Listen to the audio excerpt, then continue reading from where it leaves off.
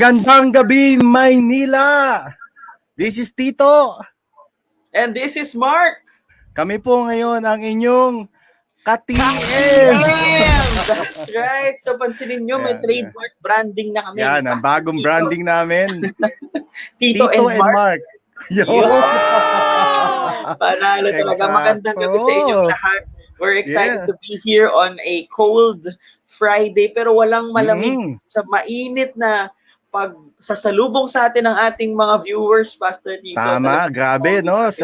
Diba? Ikaw ba, Mark, may kwento ka din na sigurado ako, marami kang kwento eh, no? Gusto bang malaman yung kwento ko, Pastor Tito?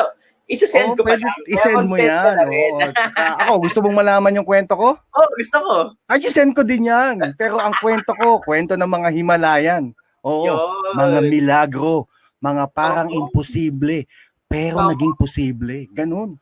So we're really excited, guys. Please tag or message us kung meron kayo. Send your stories there. Sa link na yan, and we'd love to celebrate with you. Uy, Pastor Tito, ito na naman. Naku, kwento na naman to, malamang. Isang kwento na naman to ng Good News 2020!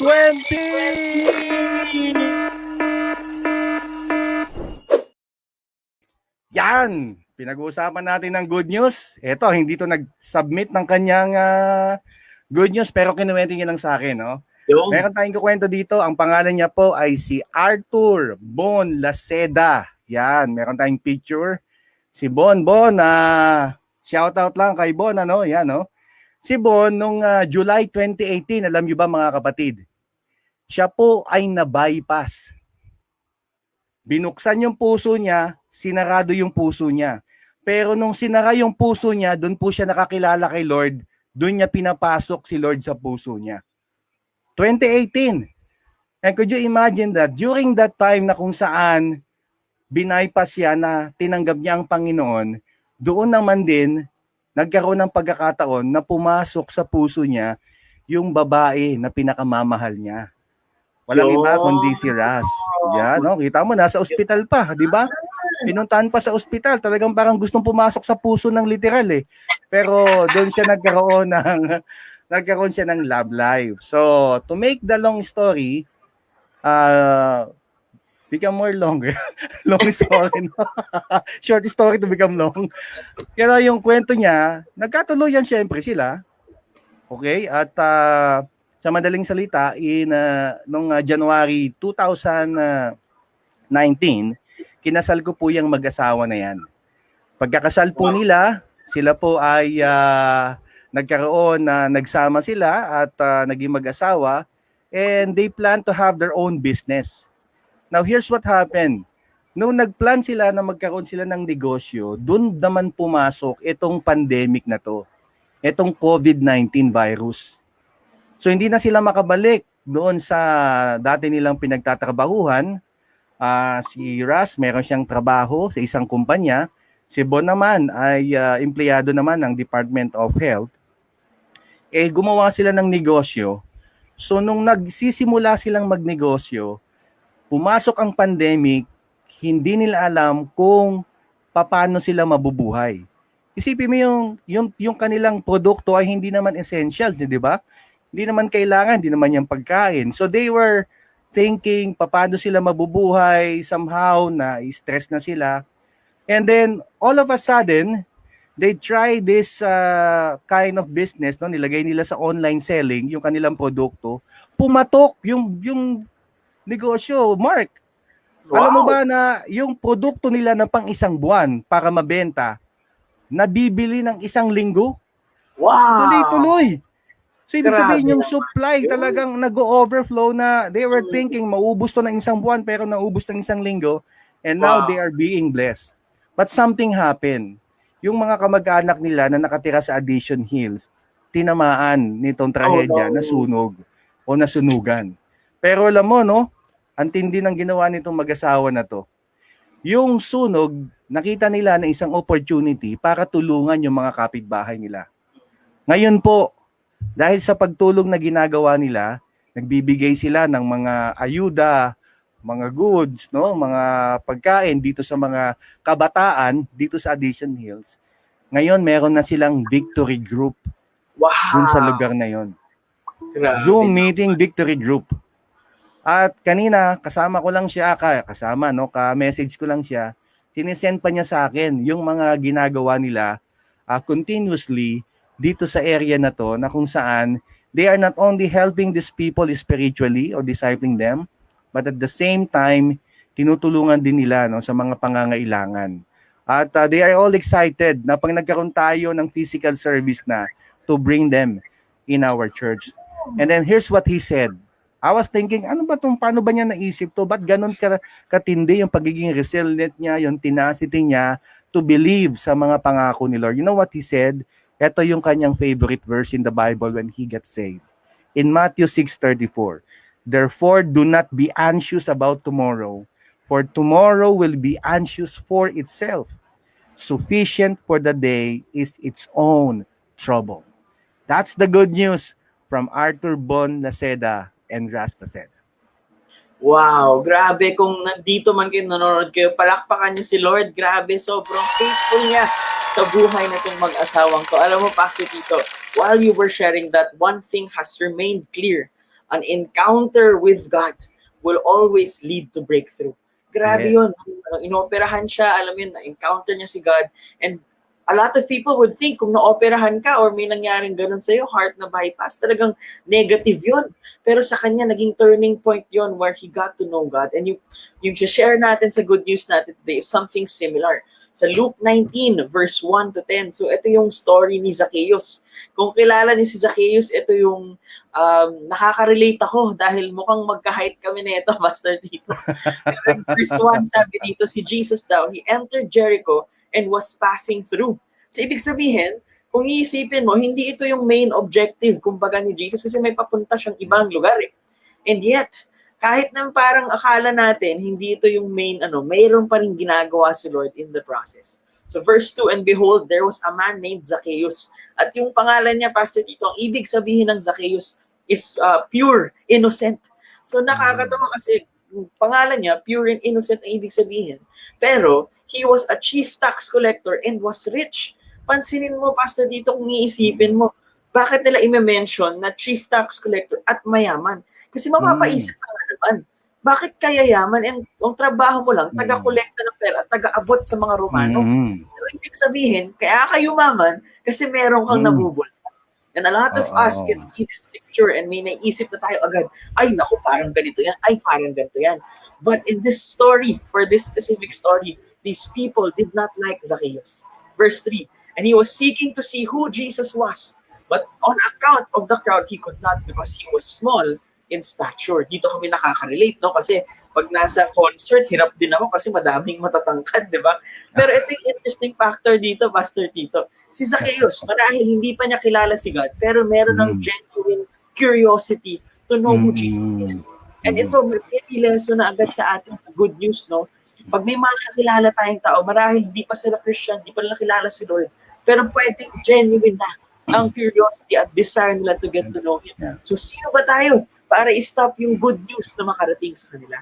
Verse 4, so he ran on ahead and climbed up into a sycamore tree to see Him, for he was about to pass by. Verse 5, and when Jesus came to the place, he looked up and said to him, Zacchaeus, hurry and come down, for I must stay at your house today. You see, this is the part where Zacchaeus encountered Jesus. Now, if you might be thinking, anong nangyayari dito? Imagine nyo, ilang daang tao yun, nakapalibot kay Jesus, ang daming nakikinig, ang daming nagkakagulo. At ang nakita pa niya, si Zacchaeus sa taas ng puno. And after this, verse 6, so he heard and came down and received him joyfully. Siyempre, verse 7, Pastor Tito, ito na yung mga tao. Ito na yung mga basher. Akala mo yung mga basher na yun lang sa social media. Natagal mo kung may basher, verse 7. And when they saw it, they all grumbled, he has gone in to be the guest of a man who is a sinner. Diba, ganun din tayo. Pag may nakita tayo, ay, naku, na naman siya. And so a lot of people were already doubting and were already saying a lot of things because they judged Zacchaeus. But let me remind all of us today, kung di rin natin na-encounter si Jesus sa buhay natin, hindi ba nandun din tayo sa mga ganong klaseng pamumuhay? Bakit even worse? And so, the best part about this, coming back from our story, kanina dun sa family, and even now sa story ni Zacchaeus, an encounter with God, a genuine encounter with Jesus Christ will always lead to breakthrough. Bakit ko nasabi yun? Because in verse 8, sabi ni Zacchaeus, and Zacchaeus stood. Nakakatawa to, no? Hindi ko ma-imagine, stood, pero parang nakaupo pa rin siguro siya. And stood and said to the Lord, behold, Lord, the half of my goods I give to the poor. And if I have defrauded anyone of anything, I restore it fourfold. Grabe yung picture ng pastor dito. Imagine mo, from someone who was corrupt, who was getting someone, immediately sinabi niya, tineclare niya, kalahati ng meron ako. Iniisip ko lang, pastor dito, no? Kung kalahati, ibig sabihin, half na lang matitira sa kanya. Tapos yung mga dinaya niya, babayaran niya ng fourfold. Ibig sabihin, wala nang matitira sa kanya. Diba yung Zacchaeus na nakausap ni Jesus ngayon? Sa Zacchaeus nung isang araw, nung di pa niya na-encounter si Jesus. What else are we seeing here? When someone genuinely encounters Jesus, transformation and breakthrough is possible. And the last part, Pastor Tito, verse 9, Jesus said to him, today, salvation has come to this house, since he also is a son of Abraham, for the Son of Man came to seek and save the lost. You see, when we talk about breakthrough, ito yung ultimate breakthrough sa life ni Zacchaeus. Hindi lang na nagbago siya sa earth, pero na-save siya.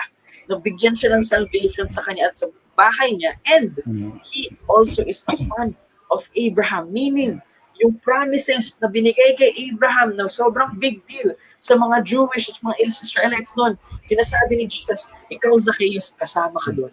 Because the Son of Man came to seek and save the lost. So the biggest breakthrough we can ever have is for Jesus Christ to save us and include us in that promise that He gave to Abraham. So whatever you're going through today, kung kailangan mo ng breakthrough, kailangan mo ng wisdom, kailangan mo ng provision, and you're asking and saying, Lord, may hope pa ba? May pag-asa pa ba?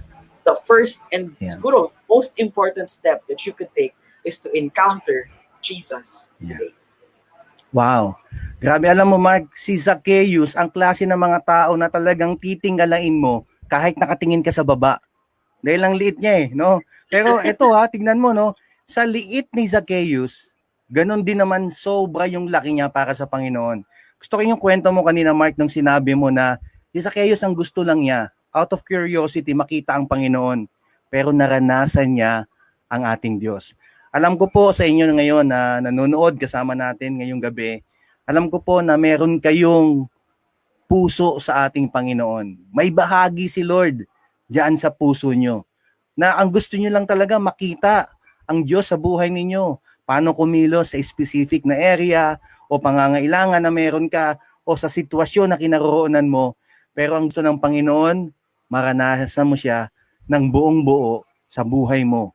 Araw-araw, gabi-gabi, sa lahat ng season ng buhay mo, hindi lang yon, maging kaligtasan ng sarili mo at ng buong pamilya nyo. Gusto ko pong gamitin yung pagkakataon na ito na ipanalangin ko po kayo ngayon. Ikaw na malaki ang puso sa Panginoon, naniniwala ko at nakakatiyak ako na paipaparanas ng ating Diyos ang kanyang sarili, ang kanyang katapatan, ang kanyang kapangyarihan, ang kanyang kaligtasan sa iyong buhay. Let me just pray for you. Lord, I pray for this person. Dalangin ko, Panginoon, na anumang sukat, Panginoon, na meron sa puso niya, ikaw, Panginoon, sa kanyang buhay. Anumang laki o size ng pananampalataya meron siya sa inyo, O Diyos. Hinihiling po namin sa pangalan ni Jesus, iparanas po ninyo sa buhay niya ang inyong katapatan, ang inyong kapangyarihan, ang inyong kagalingan, ang inyong kaligtasan sa mga sandaling ito. Panginoon, naniniwala kami na ang bawat salita na binibigkas niya sa mga panalangin niya araw at gabi, kayo po ay nakikinig. Sa pagkakataong ito, Panginoon, iparanas po ninyo ang sagot sa kanyang panalangin, lalo't higit kung ito ay nakaayon sa iyong kalooban. Sa pangalan ni Jesus. Amen. Amen. Thank you, Pastor Tito, for praying for us. Sobrang na-encourage po ako doon. And for everyone else, I know, ang dami nating hinaharap every week. But don't forget that we can encounter Jesus today, and that will be the start of our breakthrough. Amen. Sana po wag po kayong magsasawa na samahan kami. Ako po si Tito. At ako si Mark. Lagi niyo po kami kasama. Kami ang inyong ka-TM. See you next week. God bless, guys. Have a great weekend.